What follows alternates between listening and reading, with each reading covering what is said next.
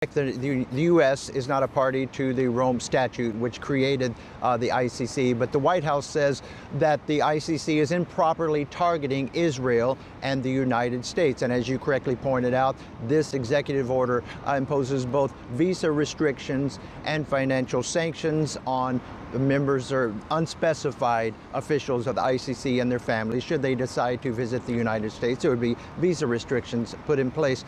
This is also, and you mentioned that there was a bill that was passed actually in the House that was sanctioning the ICC. It did get bipartisan support, but Senate Democrats decided to vote against it at the last minute, so it didn't pass. But don't misread that. There was bipartisan outrage when the ICC issued this arrest warrant for Benjamin Netanyahu back in November.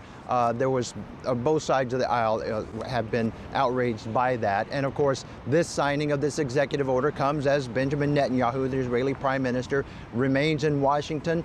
He has already met with President Trump, obviously, as we saw on Tuesday, many times seeing them together. Benjamin Netanyahu has extended his trip now in Washington, D.C. into the weekend. He's meeting with congressional members, various members of the administration. But this was not a coincidence that this was signed while Benjamin Netanyahu is here. He's the first foreign leader to visit the White House. This is a way of showing again that this administration is a close ally with the Israeli prime minister and with Israel as a whole. You recall also that in his first administration, Donald Trump also sanctioned the ICC.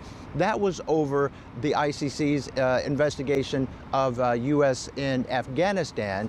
And Trump had said it then that he argued that the ICC has no jurisdiction, has no legitimacy or authority in the U.S. This time around, all of the sanctions directed toward the ICC are directly linked to Israel, of course, as Israel's prime minister. He remains here in Washington.